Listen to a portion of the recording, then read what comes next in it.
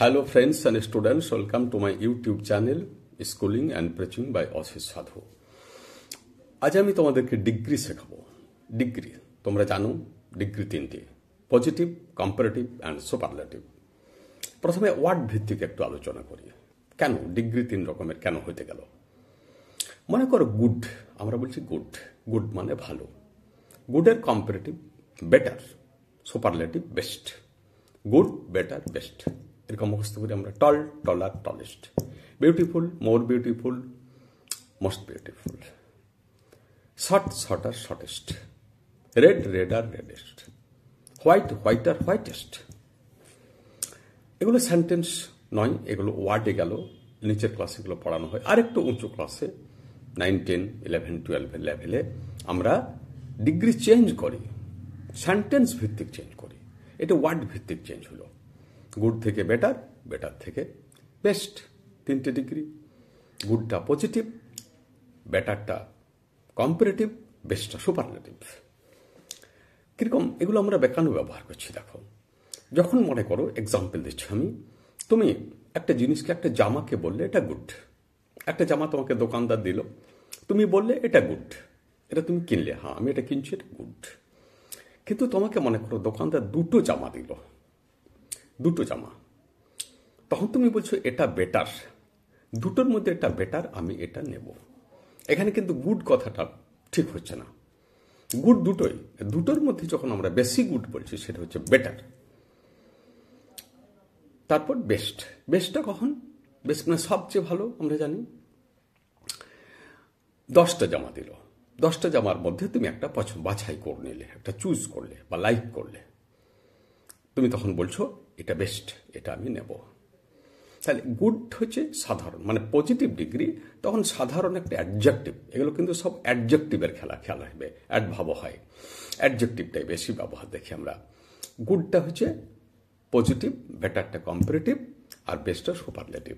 মানে যখন সাধারণভাবে কোনো জিনিস ভালো তখন গুড, দুটোর মধ্যে বেশি ভালো তখন বেটার, 10টার মধ্যে ভালো, সবচেয়ে ভালো তখন বেস্ট। তাহলে গুড, বেটার, বেস্ট এগুলো ওয়ার্ডের ক্ষেত্রে গেল। এবার চেঞ্জ আমরা কিভাবে করব? কয়েকটা দৃষ্টান্ত দিচ্ছি। আমরা বলছি, মনে করো the elephant is the biggest animal. The elephant is the biggest animal, এটা সুপারলেটিভ ডিগ্রি। দেখো বিগেস্ট আছে, বিগ, বিগার, বিগেস্ট। বিগটা পজিটিভ, বিগারটা কম্পারেটিভ, বিগেস্টটা সুপারলেটিভ। কিরকম?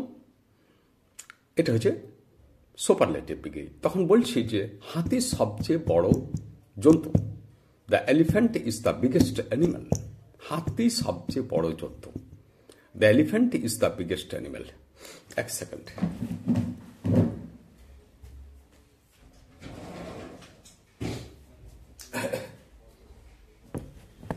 The elephant is the biggest animal. এটা হলো সুপারলেটিভ। এবার আমরা যদি এটাকে পজিটিভ করি কি দাঁড়াবে? এটা পজিটিভ করলে দাঁড়াবে no other animal is as big as the elephant. No other, প্রথমে নো আদার লাগাতে হবে। No other animal is as big as the elephant. মানেটা কিন্তু একই দাঁড়াচ্ছে, আমি একটু পরে বলছি। এবার এটাকে কম্পারেটিভ করলে কি হবে? না, the elephant is bigger than any other animal. The elephant is bigger than any other animal.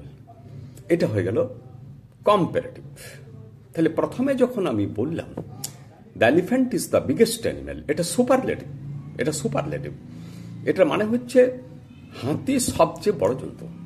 2 নম্বরে যখন বলছি no other animal is as big as the elephant, এটা হলো কম্পারেটিভ ডিগ্রি। ভুল বললাম, এটা পজিটিভ ডিগ্রি। তাহলে এটার মানেটা কি দাঁড়াচ্ছে? না, হাতির মতো বড় জন্তু আর কিছু নাই। কোনো জন্তুই হাতির মতো এত বড় নয়। No other animal is as big as the elephant. দেখো মানেটা একই। এবার 3 নম্বরে দেখো, আমরা যখন কম্পারেটিভ বললাম the elephant is bigger than any other animal.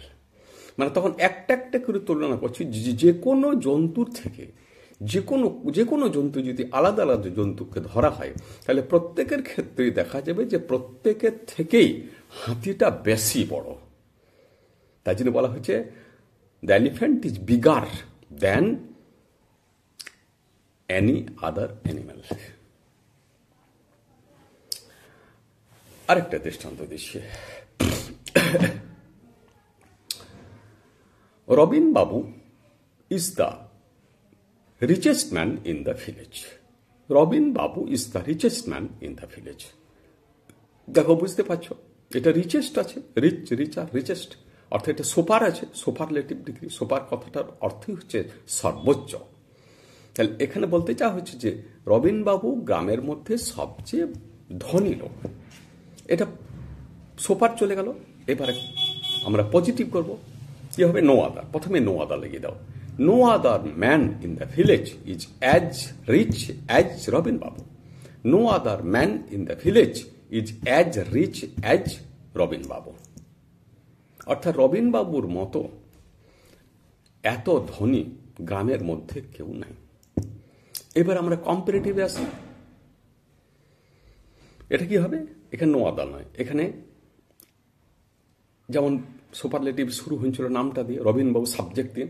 তাহলে Robin Babu is richer than any other man in the village. Robin Babu is richer than any other man in the village. এটা একরকম গেল। এবারে আরেক রকমের আছে, এগুলো হচ্ছে সবচেয়ে ধনী বা সবচেয়ে বড়।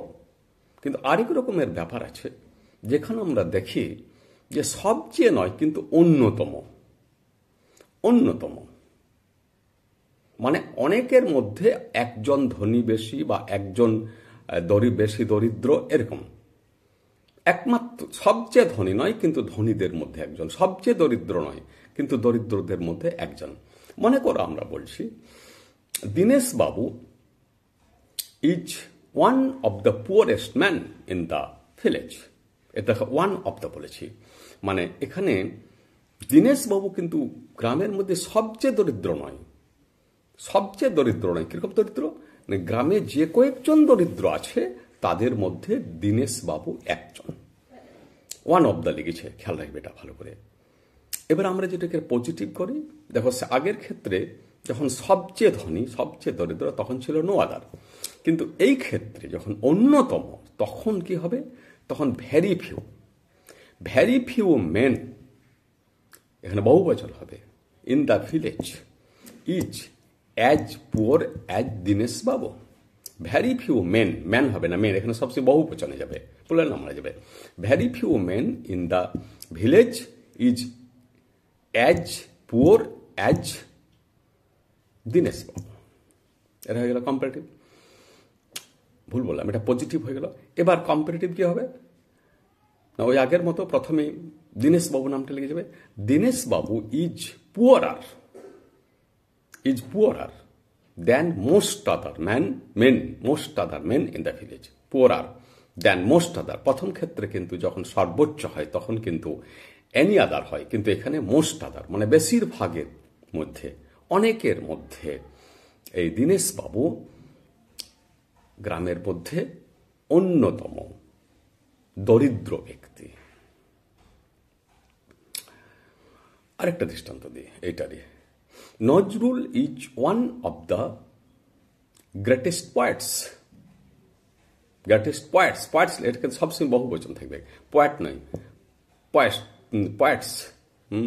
কিন্তু যদি বলতাম যে সবচেয়ে বড় কবি নজরুল, তাহলে পয়েট বলতাম শেষে। কিন্তু এখানে বলছি ওয়ান অব দ্য পয়েটস, অর্থাৎ পয়েট আছে তাদের মধ্যে একজন নজরুল। তাহলে Nazrul is one of the greatest poet's. এটা চলে গেল সুপারলেটিভ। এটা পজিটিভ কি হবে? না, ভেরি ফিউ মানে খুব কম কবি আছে নজরুলের মতো। Very few poets are as great as Nazrul. Very few poets are as great as Nazrul. এটা হয়ে গেল পজিটিভ। এবারে কম্পারেটিভ কি হবে? Nazrul is greater than most other poets. Nazrul is greater than most other poets. এভাবে শিখবে। আরেকদিন শেখাবো আরো বেশ বাড়তি দৃষ্টান্ত, যত দৃষ্টান্ত দেওয়া হবে ততই শিখবে। আমাকে লাইক দেবে, কমেন্ট করবে এবং সাবস্ক্রাইব করবে। থ্যাঙ্কস।